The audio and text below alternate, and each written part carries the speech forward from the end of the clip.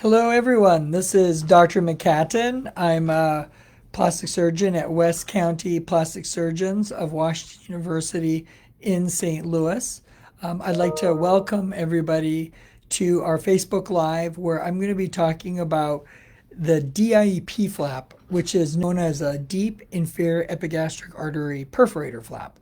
And so this is an operation that uses a patient's own tissues from the abdomen in order to reconstruct a breast. So I'm going to be looking at the comments board here as we go through this little chat of mine. And if you have any questions, I'll be happy to answer them. Also, on our website, we actually have a fair amount of information about DIEP flaps as well. And hi, I see somebody there. Nice to see you. And also, in addition to that, we have a couple YouTube videos as well that we've done in the past on DIEP flaps. But I'll just kind of give you a little bit of an update on how this operation is done. So essentially, DIEP flaps are going to be performed mostly for breast reconstruction. And so when a woman has a mastectomy, which is when the breast is removed, there are sort of two broad options for reconstruction, and those are reconstruction with a breast implant or reconstruction with a woman's own tissues. Plastic surgeons refer to reconstruction with a woman's own tissues as an autologous flap. Autologous means it came from the patient's own body, and flap is a term that plastic surgeons use to refer to a piece of tissue that is moved from one part of the body to the other that carries its own blood flow with it, versus what's called a graft. A graft is when a piece of tissue is moved from one spot to another, but it does not carry its own blood flow and it relies on the blood flow in the new area, whereas a flap requires that blood flow be transferred with it. So many people have heard of an operation for breast reconstruction called a tram flap, which is a transverse rectus abdominis mycutaneous flap. And what that meant is that the tissue essentially from about the belly button to just above the pubic area of the lower abdomen was used to reconstruct the breast. In order to keep that tissue alive with blood flow, what plastic surgeons would do is they would transfer the skin and the fat of that tissue, but along with the underlying muscle. And that muscle provided sort of a bridge to provide blood flow to that tissue. The issue with doing that operation is that it means that we do have to sacrifice all or part of a pretty important muscle in your core called the rectus abdominis muscle. So through surgical innovation over a number of years, plastic surgeons started using less and less of that muscle for reconstruction to the point where we oftentimes don't really need to remove any of that muscle along. And the way we're able to transfer that tissue without the muscle has to do with the fact that we can base that tissue on little branches or of blood vessels that nourish it. And those little branches are called perforators. And those perforators come from a main source artery and vein called the deep inferior epigastric artery, or DIEA. So when people call it a DIEP flap, it's the branches of this main source vessel, the deep inferior epigastric artery.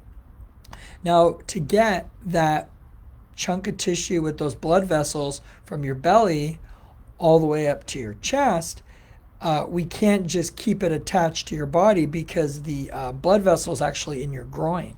And so what we do instead is we cut and clip that artery and vein in the groin area or the lower abdomen area, and we then transfer that skin and fat with these blood vessels up on your chest. And then we reestablish the blood flow by reconnecting those blood vessels to arteries up on your chest. And normally we use blood vessels that are sort of underneath the ribs in the central chest called the internal mammary artery and vein. Although other times there are other options as well, including in the armpit, as well as some other less common options. So that's what we typically do. So what makes the operation probably a little bit more technical is that is that what happens is that we cut these vessels and we reattach them. So it does require something called microsurgery, which is a more specialized form of surgery where we're operating on really small structures like artery, veins, and nerves under the operating microscope.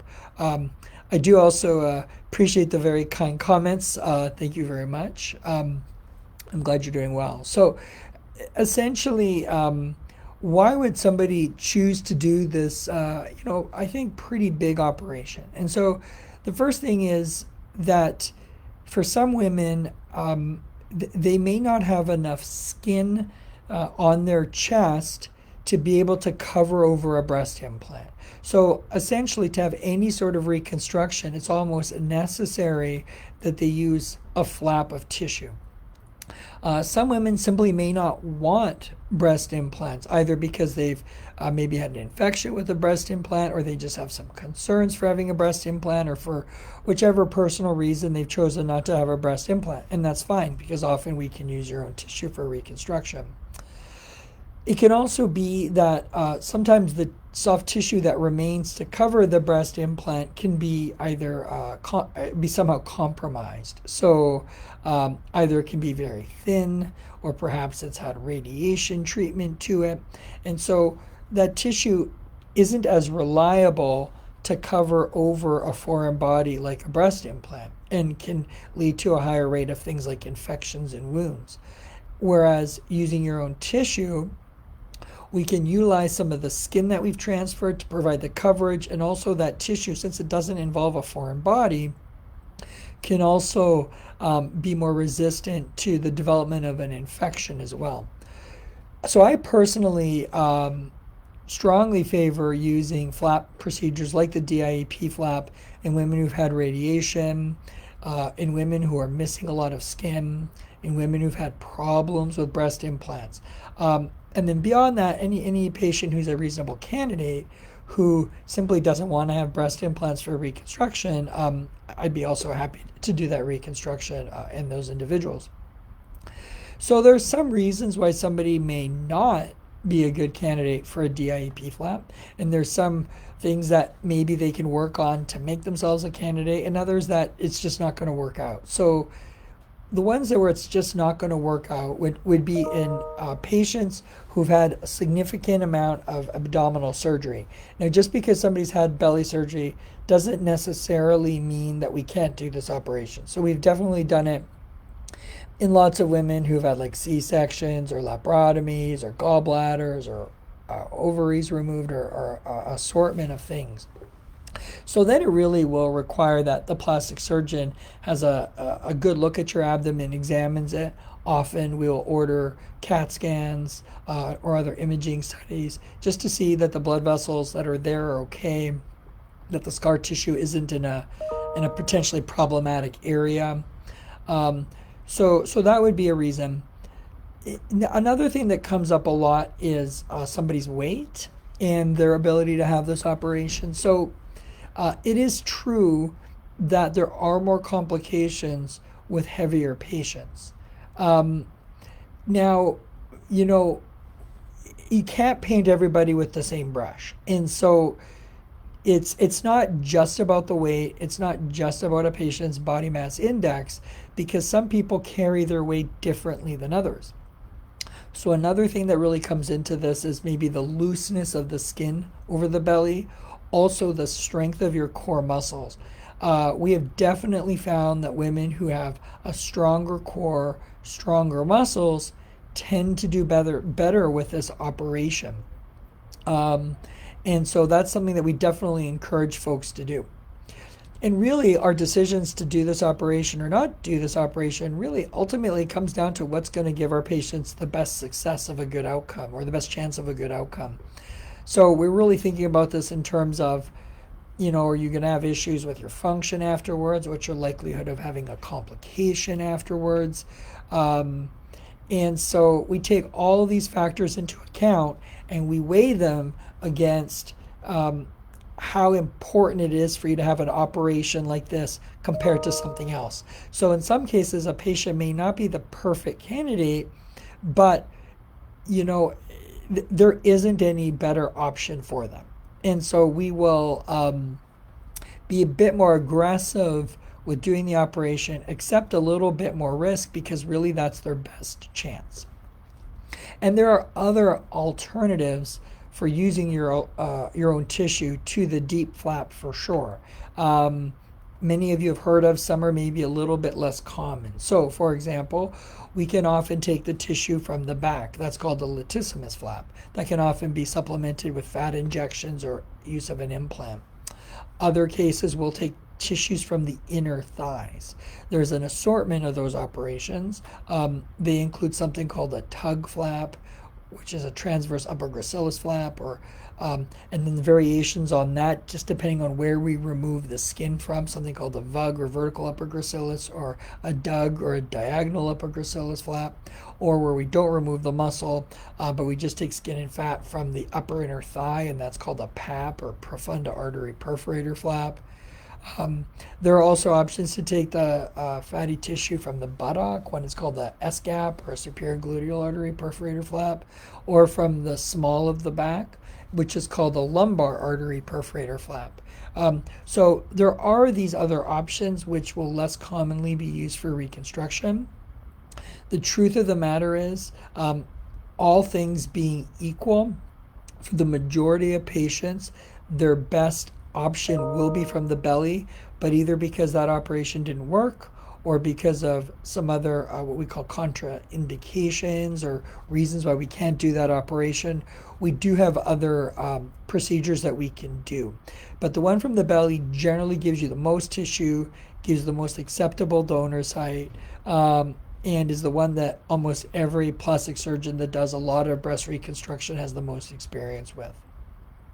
So then other things nowadays that have sort of improved outcomes for our patients. So, you know, I do think that women who've had the experience of going through a flap from their belly from 10 years ago, 20 years ago, 30 years ago, probably had a fairly different experience than what we can offer today. There have been several improvements and innovations in how we offer DIEP flaps. So some of those. So just the fact that we're offering a DIEP flap is in and of itself an improvement. Just by taking no muscle or very little muscle will improve somebody's function. It will reduce the need for like a synthetic mesh. It reduces abdominal wall weakness. Beyond that, how somebody recovers from these operations. So these days, we definitely implement something called ERAS, or Enhanced Recovery After Surgery. So for us, that is sort of a protocol that we use to reduce the length of stay in the hospital, reduce somebody's pain, get them on their feet faster, and use fewer narcotic drugs.